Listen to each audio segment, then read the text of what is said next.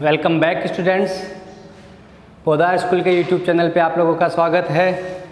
पिछले क्लासेज में हम लोग बहुलक के वर्गीकरण और बहुलीकरण की क्रियाविधियों के बारे में पूरी तरह से पढ़ चुके हैं।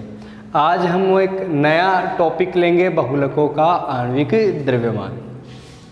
देखिए, किसी भी बहुलक के कोई भी जो गुणधर्म हैं वो निर्भर करते हैं उनकी एकलक इकाइयों की संरचना पर, उनकी संख्या पर और बहुलक श्रृंखला के आकार पर। किसी भी बहुलक में एकलक इकाइयों की जो संख्या है, एकलक इकाइयों की संख्या जो है वह कहलाती है बहुलीकरण की कोटि। बहुलीकरण की कोटि किसको कहते हैं? बहुलीकरण की कोटि। मान लीजिए कि हम लोगों ने एथीन के बहुलीकरण से यदि पॉलीथीन बनाया है तो हम लोगों ने इसकी कितनी एकलक इकाइयाँ काम में ली हैं? कितनी हैं? n। तो यहाँ पे n क्या है? n है बहुलीकरण की कोटि। अब हम लोग बात करते हैं किसी भी बहुलक के आणविक द्रव्यमान की। देखिए, हम लोग पहले ये बात कर चुके हैं कि जब बहुलीकरण की क्रियाविधि होगी तो उसमें अलग अलग लंबाई की जो बहुलक श्रृंखलाएं हैं उनका निर्माण होगा। बहुलक श्रृंखलाओं की लंबाई अलग अलग होने से उनके आणविक द्रव्यमान को हम लोग सामान्य रूप से नहीं बताकर औसत आणविक द्रव्यमान के रूप में बताते हैं। जैसे मान लीजिए कि जब हम लोग एथीन का मुक्त मूलक बहुलीकरण करवा रहे थे तो उसमें जो भी बहुलक श्रृंखलाएं बन रही थी, जो बाद में हम लोगों ने उदासीन करी हैं, उनकी लंबाई क्या हो सकती है? अलग अलग हो सकती है। तो ऐसी स्थिति में बहुलक का जो आणविक द्रव्यमान है वह औसत आणविक द्रव्यमान के रूप में दिया जाता है। किसके रूप में दिया जाता है? औसत आणविक द्रव्यमान के रूप में दिया जाता है। औसत आणविक द्रव्यमान जो है वह दो प्रकार से कैलकुलेट किया जाता है। पहला जो है उसे हम लोग बोलते हैं संख्या औसत अणुभार। संख्या औसत अणुभार, नंबर एवरेज मॉलिक्यूलर वेट। दूसरा जो है उसे हम लोग कहते हैं भार औसत अणुभार। हम लोग सबसे पहले बात करते हैं किसकी? संख्या औसत अणुभार के बारे में।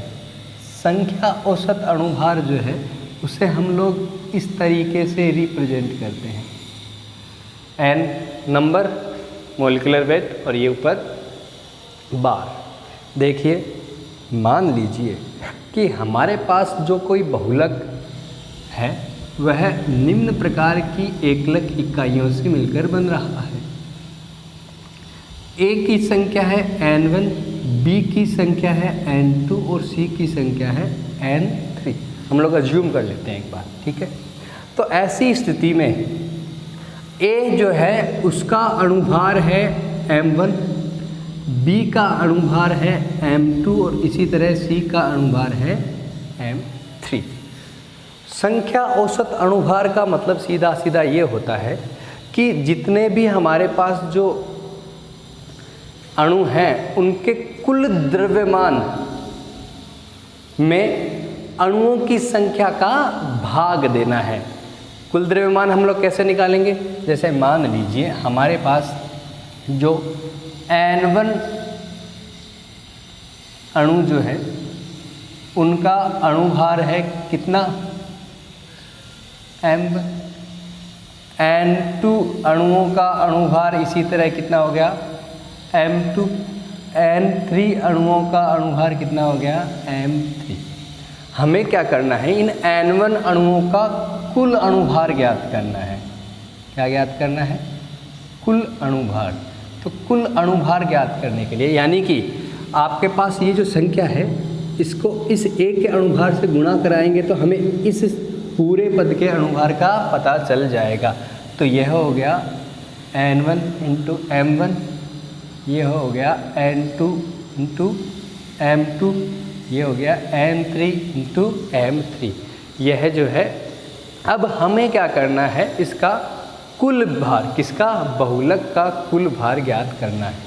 तो हम लोग क्या करेंगे, इनके अणुभार को आपस में जोड़ेंगे। तो इनके अणुभार को जब हम लोग जोड़ेंगे, यानी कि क्या हो गया, ये कुल द्रव्यमान या कुल अणुभार। तो हम लोग क्या लिखेंगे, N1 M1 plus N2 M2 plus M3 M3। Okay, इसी तरह है अणुओं की कुल संख्या, अणुओं की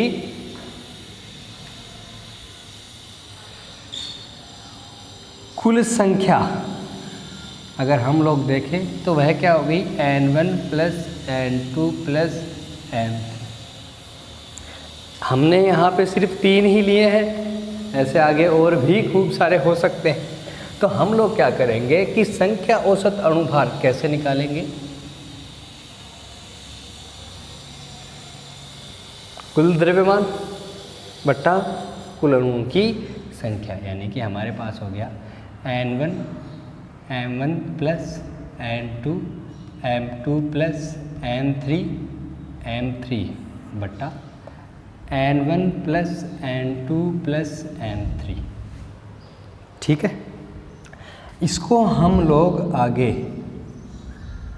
इस तरीके से भी लिख सकते हैं, सबका योग एक साथ, summation Ni Mi upon summation Ni। इसका मतलब ये हो गया कि हम लोग सबको जोड़कर एक साथ इस प्रकार लिख सकते हैं। यहाँ पे Ni क्या है,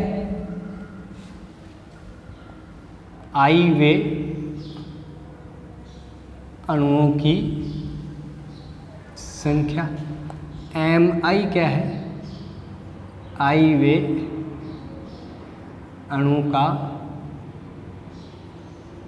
अणुभार। और इस प्रकार हम लोग संख्या औसत अणुभार को कैलकुलेट कर सकते हैं।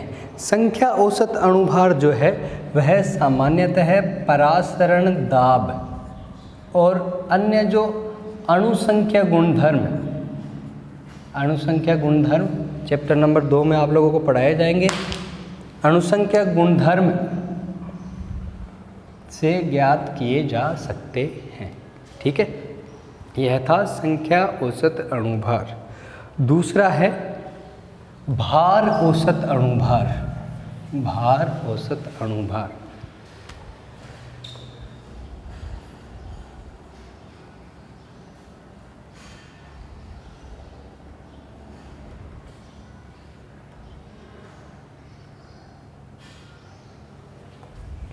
भार औसत अणुभार, देखिए इसमें हम क्या करते हैं कि हमने जो N1 अणुओं का कुल अणुभार निकाला है,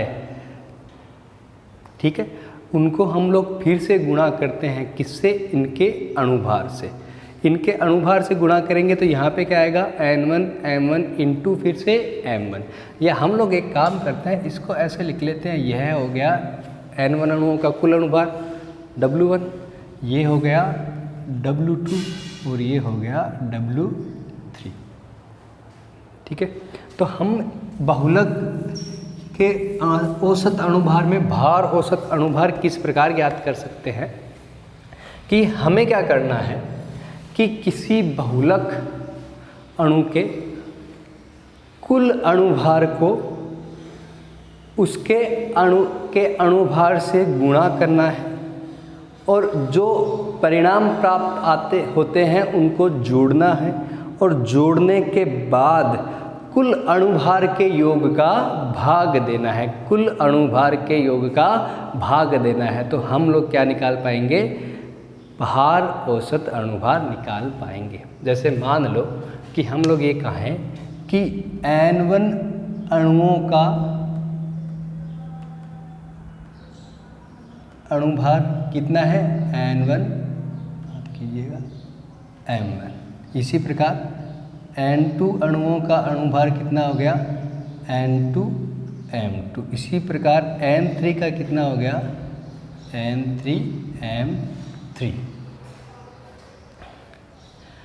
इसको जैसे ये जो कुल अणुभार निकला है किनका, N1 अणुओं का, इसको हमें फिर से गुणा करना है किसके साथ, M1 के साथ, क्योंकि इन अणुओं का अणुभार कितना था, M1। इसको गुणा करना है किसके साथ, M2 के साथ, और इसको गुणा करना है किसके साथ, M3 के साथ। तो हम लोग इसको ऐसे लिख सकते हैं कि यह तो हो गया क्या, N1 M1 square, N2 M2 square, N3 M3 का स्क्वायर। हमें इसके बाद क्या चाहिए, यह तो हो गया कुल अणुभार से इसका योग, तो हमें भार औसत अणुभार जो ज्ञात करना है उसमें हम लोग लिखेंगे N1 अणुओं के कुल अणुभार को M1 से गुणा करके, यहाँ पे लिख दिया N1 M1 प्लस, इन सब को आपस में क्या करते चले जाएंगे, जोड़ते चले जाएंगे। तो यह हो गया N2 M2 square plus N3 M3 square. आगे अगर ऐसे कोई और अणु होंगे तो वो भी जुड़ते चले जाएंगे, और इसमें हम लोग भाग देंगे किसका, N1 अणुओं के कुल अणुभार का, यानी इस पद का। जब हम लोग इस पद का भाग देंगे तो ये हो गया N1 M1 plus N2 M2 plus N3 M3, जिसको हम लोग आगे ऐसे लिख सकते हैं,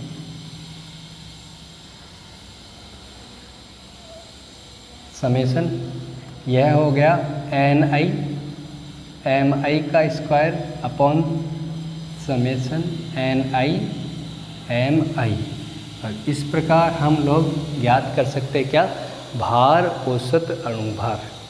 फिर से समझिएगा एक बार दोनों को, कि हमें बहुलक का जो आणविक द्रव्यमान ज्ञात करना है उसमें हमें सबसे पहले संख्या औसत अणुभार, यानी कि हमें क्या करना है कि मान लीजिए N1 अणु कोई है, ठीक है, उनमें से एक अणु का अणुभार कितना है, M1, तो सभी अणुओं का अणुभार निकालेंगे तो N इंटू M, यानी N1 इंटू M1। इसी प्रकार अलग अलग प्रकार के अणुओं का कुल अणुभार ज्ञात कर लेंगे। कुल अणुभार यानी कि बहुलक का कुल अणुभार, कुल द्रव्यमान कितना हो गया, N1 M1 plus N2 M2 plus N3 M3। और बहुलक अणुओं की संख्या कितनी होगी, N1 plus N2 plus N3। जब इन दोनों को डिवाइड करेंगे तो ऐसा आएगा, और इसको हम लोग इस प्रकार लिख सकते हैं। बात है भार औसत अणुभार की, तो इसमें देखिए हमें क्या करना है कि यहाँ तक जो हम लोगों ने लिखा है, यानी कि N1 अणु का जो अणुभार है, कुल अणुभार, माफ कीजिएगा, यहाँ कुल अणुभार है, कुल अणुभार जो है उसके साथ इनके अणुभार को गुणा करना है, तो ये N1 M1 गुणा क्या हो गया, M1। इसी प्रकार आगे वाली एकल की इकाइयों के लिए हम लोग ऐसा लिखेंगे, तो यह हो गया N1 M1 square, N2 M2 square, N3 M3 square. जब हम लोग सबको एक साथ लिखेंगे यहाँ से जोड़कर, तो ये हो गया भार औसत अणुभार बराबर N1 M1 square plus N2 M2 square plus N3 M3 square. जब इनको जोड़ेंगे तो आएगा summation Ni Mi square upon Ni Mi, और हम लोग इस प्रकार निकाल सकते हैं भार औसत अणुभार। भार औसत अणुभार जो है वह सामान्यतः प्रकाश प्रकीर्णन और द्रुत अपकेंद्रण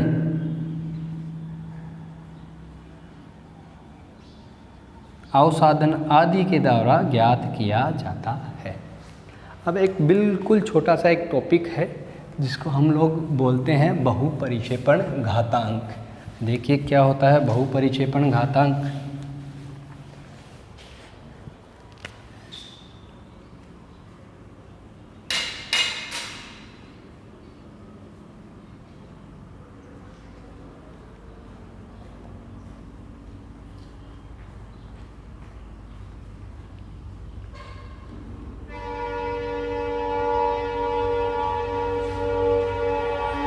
बहुपरिक्षेपण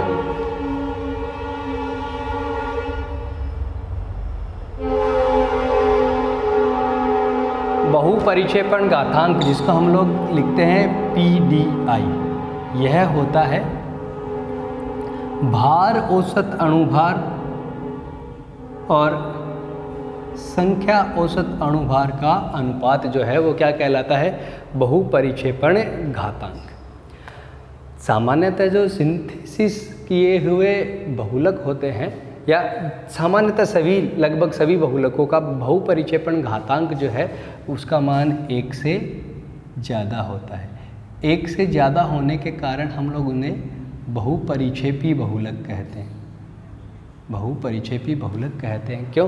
क्योंकि सामान्यतः जो भार औसत अणुभार है उसका मान जो है वो संख्या औसत अणुभार से ज़्यादा होता है। कुछ प्राकृतिक बहुलक, जैसे हम लोग बात करें अगर प्रोटीन, तो प्रोटीन जो है उनके लिए PDI का मान होता है 1, इसलिए उनको हम लोग एकल परिक्षेपी बहुलक भी कहते हैं। आपको इस वीडियो के साथ एक न्यूमेरिकल दिया जाएगा। आप लोगों को अपनी नोटबुक में सबसे ऊपर, माफ़ कीजिएगा, एक पेज में सबसे ऊपर अपना नाम, अपनी क्लास लिख के और उस न्यूमेरिकल को सॉल्व करके मेरे पर्सनल व्हाट्सएप पे उसकी पिक भेजनी है। गलत होता है, सही होता है, एक अलग बात है, लेकिन आप लोगों को ये सारा काम करना है। आज के लिए इतना ही। Thank you. नेक्स्ट वीडियो में हम लोग फिर से मिलेंगे।